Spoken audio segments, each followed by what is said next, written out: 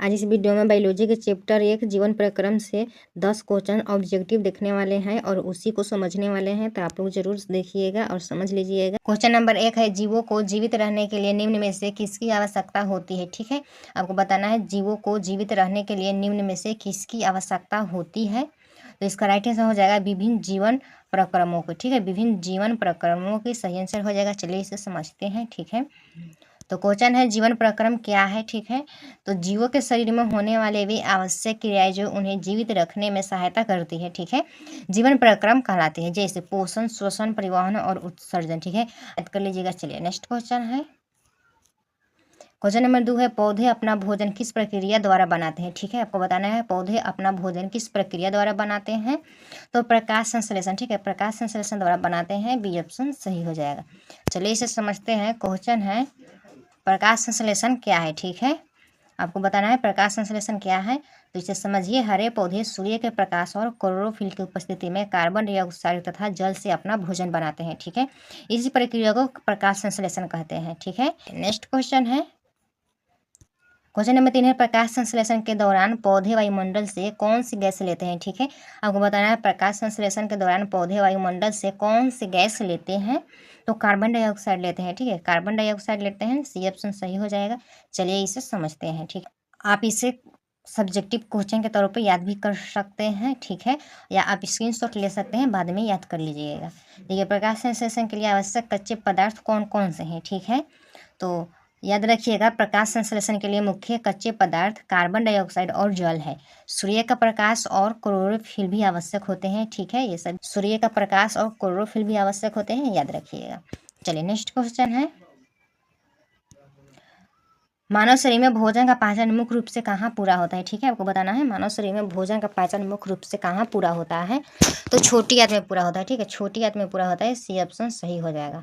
चलिए इसे देखिए, तो आपको बताना है छोटी आंत का कार्य क्या है। ठीक है, तो छोटी आंत में भोजन का पचना पूरा होता है तथा पचे हुए पोषक पदार्थों का अवशोषण रक्त में होता है। ठीक है, छोटी आंत का यही कार्य है। छोटी आंत में भोजन का पाचन पूरा होता है तथा पचे हुए भोजन पदार्थों को अवशोषण रक्त में होता है। ठीक है, चलिए नेक्स्ट क्वेश्चन है, क्वेश्चन नंबर 5 है, लार में पाए जाने वाला एंजाइम किसका पाचन शुरू करता है। ठीक है, बताएं लार में पाए जाने वाला एंजाइम किसका पाचन शुरू करता है। तो स्टार्च का। ठीक है, स्टार्च का सही पाचन करता है। ठीक है, तो सी ऑप्शन सही हो जाएगा। चलिए इसे समझते हैं। तो इसे देखिए, लार में कौन सा एंजाइम पाया जाता है और उसका कार्य क्या है। ठीक है, लार में लार एमाइलेज एंजाइम पाया जाता है। ठीक है, यह स्टार्च के पाचन की शुरुआत करता है। ठीक है, याद रखिएगा, लार में लार एमाइलेज एंजाइम पाया जाता है, यह स्टार्च के पाचन की शुरुआत करता है। ठीक है, चलिए नेक्स्ट क्वेश्चन है, मानव शरीर में ऊर्जा का मुख्य रूप से किस प्रक्रिया से प्राप्त होती है। ठीक है, आपको बताना है मानव शरीर में ऊर्जा मुख्य रूप से किस प्रक्रिया से प्राप्त होती है। तो श्वसन द्वारा प्राप्त होता है। ठीक है, श्वसन द्वारा ऊर्जा मानव शरीर में प्राप्त होता है। तो इसका राइट आंसर बी हो जाएगा, याद रखिएगा। चलिए आपको बताना है श्वसन क्या है। ठीक है, सब्जेक्टिव क्वेश्चन है, श्वसन क्या है। जितना इम्पोर्टेंट ऑब्जेक्टिव क्वेश्चन होता है उतना ही इम्पोर्टेंट सब्जेक्टिव क्वेश्चन भी होता है। ठीक है, तो इसे भी याद करना काफ़ी ज़रूरी हो जाता है। तो देखिए, याद रखिएगा श्वसन क्या है। तो भोजन के विघटन से ऊर्जा प्राप्त करने की प्रक्रिया को श्वसन कहते हैं। ठीक है, कोशिकीय श्वसन में ग्लूकोज का विघटन होकर ऊर्जा प्राप्त होती है। ठीक है, आप याद रखिएगा, भोजन के विघटन से ऊर्जा प्राप्त करने की प्रक्रिया को श्वसन कहते हैं। कोशिकीय श्वसन में ग्लूकोज का विघटन होकर ऊर्जा प्राप्त होता है। ठीक है, चलिए नेक्स्ट क्वेश्चन है,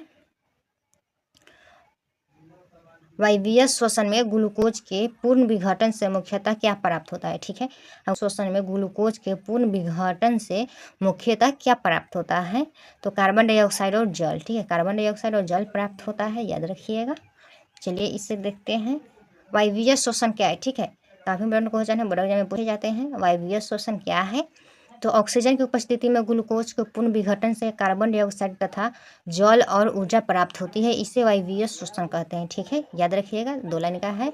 ऑक्सीजन की उपस्थिति में ग्लूकोज के पूर्ण विघटन से कार्बन डाइऑक्साइड, जल और ऊर्जा प्राप्त होती है, इसे वायवीय श्वसन कहते हैं। चलिए नेक्स्ट क्वेश्चन है, क्वेश्चन नंबर 8 है, मानव शरीर में ऑक्सीजन का परिवहन मुख्यतः किसके द्वारा होता है। तो हीमोग्लोबिन के द्वारा होता है। ठीक है, हीमोग्लोबिन सही आंसर हो जाएगा।